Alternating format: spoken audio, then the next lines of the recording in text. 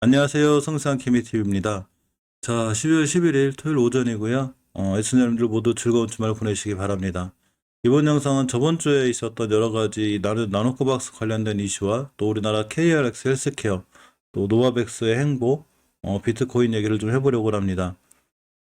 사실 나노코박스가 굉장히 지지부진하면서 HLB가 많이 떨어졌고, 또한 공매도들도 굉장히 극성을 좀 부리고 있죠.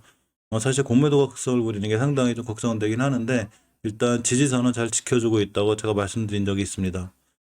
나노코박스가 이 베트남, 물론 베트남 넷이 있죠. 베트남 넷에 따르면 저번 주에 과학기술훈련부는 이번 주 코로나19 백신 나노코박스 여과를 논의하는 회의가 열릴 예정이라고 밝혔죠. 이게 이제 8일 날 나온 건데 아직 회의에 대한 결과에 대한 얘기가 아직은 없고, 어쨌거나 회의를 본격적으로 했는지 안 했는지 우리가 이제 베트남 이 당국 담당자들이 아니까 모르죠. 그래서 늦어도 결과는 이번 주말에도 할 수 있는 거니까 어쨌거나 다음 주에는 한번 나오지 않을까라고 조심스럽게 예상해 보고요. 또 결과가 나와서 HLB가 좀 좋은 방향으로 흘러갔으면 하는 이런 바람도 있습니다. 나노코박스는 사실 베트남에서 가장 빠르죠. 지금 개발 속도가. 그렇기 때문에 이 나노코박스 승인에 대한 가장 큰 문제가 있고, 좀 승인이 됐으면 하는 베트남 국민들의 이런 바람도 굉장히 크게 있습니다. 사실 베트남에서 좀 안타까운 지금 뉴스들이 계속 나오고 있죠. 얼마 전에도 이 화이자 백신이 맞은 다음에 총 4명 정도의 아이가 좀 사망하는 안타까운 사건이 있었습니다. 아무래도 화이자나 모더나 같은 mRNA 방식이 좀 어린 소년들한테 좀 이 몸에 안 맞는다는 이런 대체적인 이 공론들이 좀 있죠. 사실 노바백스나 나노코박스 제조와 단백질 백신은 우리 인류가 굉장히 오래전부터 해온 고전적인 방식이라고 그래요. 그런 만큼 개발이 까다롭고 좀 오래 걸리는 게 좀 단점이라고 합니다. 하지만 앞으로 이제 우리 인류가 계속해서 이 백신을 맞는다고 가정할 때는 이 급한 mRNA 백신보다는 제조와 단백질 백신을 우리가 꾸준히 끌고 갈 수 있는 이런 확률이 굉장히 높고요. 지금 이제 우리가 이제 부자 나라들의 백신 얘기만 듣다 보니까 사실 많은 나라들이 백신 다 맞은 거 아니야? 더 이상 팔 데가 없는 거 아니야? 이렇게 생각하시는데, 코백스를 통해서 백신이 보급되는 나라들이 아직도 저기 서남아프리카라든가 서아프리카라든가 이쪽에 사하라이나 지역에는 아직도 1, 2차 접종 합쳐서 5%, 7%밖에 안 돼요. 그렇기 때문에 이 수요는 꾸준히 있죠. 특히 아직 섬나라가 굉장히 많은데 이 섬이 많은 나라들에는 mRNA 백신이 사실 굉장히 어렵죠. 특히 섬이 많은 나라들이 후진국이 많기 때문에 백신의 보관과 용이가 굉장히 어려운 점이 있습니다. 지금 나노코박스 백신 같은 경우에는 사실 보관 용이가 엄청 좋죠. 뭐 또 냉장 보관이 가능하니까. 근데 이제 경쟁 백신이 하나 생겼는데 스페인 백신은 거의 뭐 실온 보관도 가능한 이제 이런 세상들이 오고 있습니다. 그만큼 물론 이제 오미크론이라든가 이런 변이들이 또 나타나긴 하지만 어차피 독감처럼 이 끌고 가야 된다고 보면 아마 백신의 수요는 꾸준히 있어지고 또 우리가 해마다 독감 백신 예방 접종 맞는 듯이 아마 이렇게 백신을 맞지 않을까라는 개인적인 또 이런 생각도 좀 해봅니다. 어쨌거나 이러한 이 어린이들의 안타까운 사망 소식에 있어서 좀 더 베트남 자체에서도 이 나노코백스 백신 같은 제조합 단백질 백신들이 낫지 않겠냐, 특히 어린이들한테는 이런 이제 여론들이 좀 조성이 되면서 더더욱 이 나노코박스에 대한 필요성이 좀 제기가 되고 있는 이런 상황이 됩니다. 또 얼마 전에는 이 중국 영구의 한 의학 석석 박사가 이 햄스터와 영장류 등의 동물을 통해서 나노코박스 백신의 보호 효과를 조사했다고 얘기했죠. 여기서 이제 면역 원성과 안전성을 입증했다는, 즉 일상 이상 결과와 동일하다는 얘기를 좀 했죠. 자, 근데 이제 좀 안타까운 건 지금 코비박 백신도 임상 실험을 중단했는데 사실 많은 분들이 1, 2차 접종을 다 끝나가지고 임상 시험 하실 만한 분들이 없다고 그래요. 그러다 보니까 자꾸 백신들이 포기하게 되고 우리나라 대형제약도 역시 임상 시험 포기하게 되는 자 이런 상황까지 와 있습니다. 또 같은 제조화 단백질 백신 노바백스 백신이 이제 콤보 백신이 심각한 부작용이 없다는 얘기가 있어서 부력을 합니다.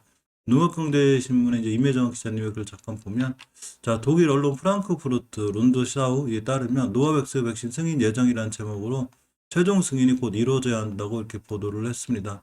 이제 그만큼 이제 제조합 단백질 백신에 대한 어떤 관심들이 좀 있고, 미국 제약사의 노바백스가 유럽연합에서 승인을 신청했는데 이 의학청이 테스트를 시작했고 몇 주 안에 결정을 발표할 예정이라고 나와 있는데 아마 올해 말이나 내년 초에 얼마 안 남았죠. 한 달 안쪽으로 조금 승인이 나지 않을까 이런 얘기가 있었고, 에머쿠 의약국장도 역시 브뤼셀에서 열린 공개 회의에서 EU 공권자 장관들에게 노바백스 백신이 가까운 장래에 승인될 수도 있다고 이렇게 말을 했습니다. 따라서 노바백스의 승인이 왜 중요하냐면, 이 제조업 단백질 백신이 WHM이 승인 나서 코백스를 통해서 이 세계적으로 뻗어나가야 사실 이 제조업 단백질 우수성이 알려지고, 그만큼 나노코박스 같은 백신들이 또 SK바이오사이언스도 마찬가지로 단백질 기반 백신들이기 때문에 각광을 받을 수 있다는 거죠. 그만큼 노바백스 연구는 그만큼 중요해서 꾸준히 살펴보고 있습니다. 자, 조금 이제 이 시장 영향을 줄 만한 뉴스가 있어서 봤는데, 사실 미국 시장이 잘 끝났죠.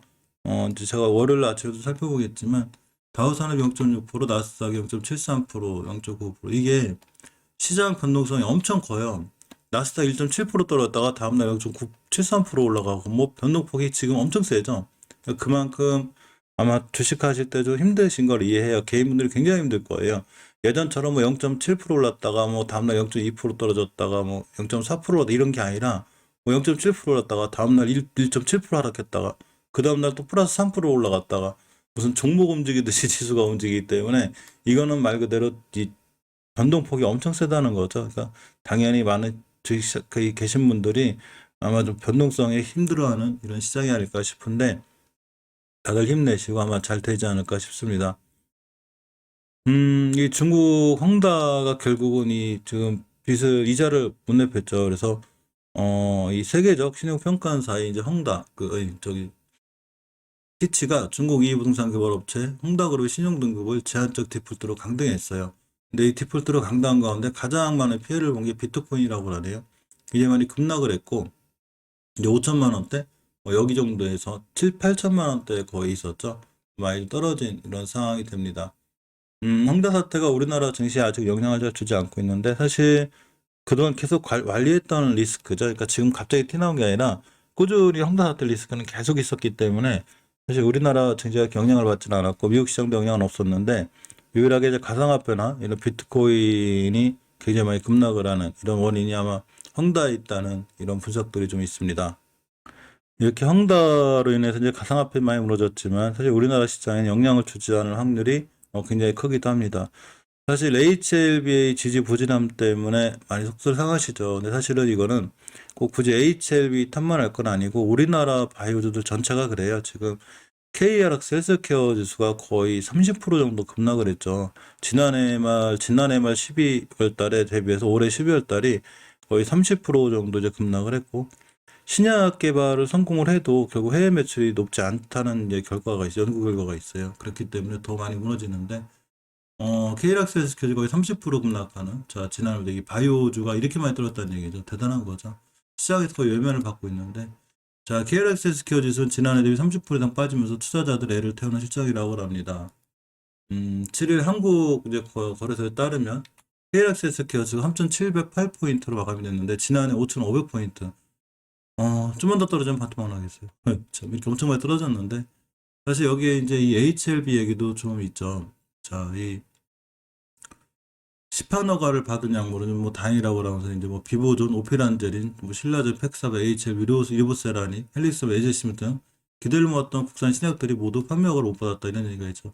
판매조차 되지 않은 약물들도 많이 늘었고, 이러면서 이제 시장에 대한 기대감도 많이 낮췄고, 셀트리온도 대단하죠, 요새. 셀트리온도 지금 셀트리온 레키로나가 유럽에서 승인을 받았음에도 불구하고 결국은 주가는 거의 바닥을 치고 있고, 이제 SK바이오사이언스의 3상, 뭐 신원생명과 유바로이스나 mRNA 관련된 셀리드도, 근데 이 종목들도 결국 주가 방어에 성공했다고 하더니 많이 떨어졌죠. 신원생명과 유바로이스 셀리드도. 그만큼 또 HLB뿐만이 아니라 우리나라 바이오주들이 굉장히 많이 떨어지고 있습니다. 근데 이런 생각 안 드세요? 예전에 삼성전자가 막 이제 8만, 9만 가려고 하다가 6만 후반 가고 7만 가니까 이런 뉴스가 나왔거든요.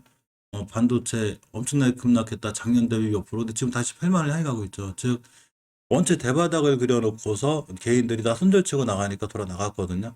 말 그대로 지금 제약바이오들도 전체적으로 지금 바닥권에 있어요. 제가 제약바이오주 따로 코너를 만들어서 찍어드리는데 인기는 참 없지만, 이 제약바이오주들 중에 살만한 종목들이 많아요. 완전히 대바닥에 있어요. 전부 다 지금. 그만큼 다 바닥을 친 거예요. 그러면 좀만 더 밀어내면 아마 개인들이 또 손절치고 바이오주 큰일 났다, 뭐 이렇게 악재가 나올 건데, 악재가 나오는데 더 이상 반영이 잘 안 되고 반등을 한다? 그러면 이제 바이오주는 드디어 돌아나갈 때가 됐습니다.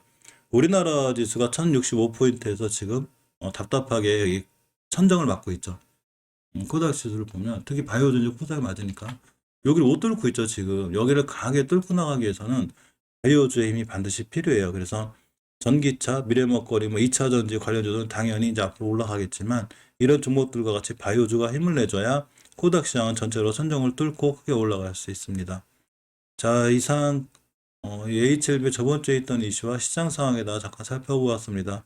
오늘 즐겁고 좋은 주말 보내세요. 감사합니다.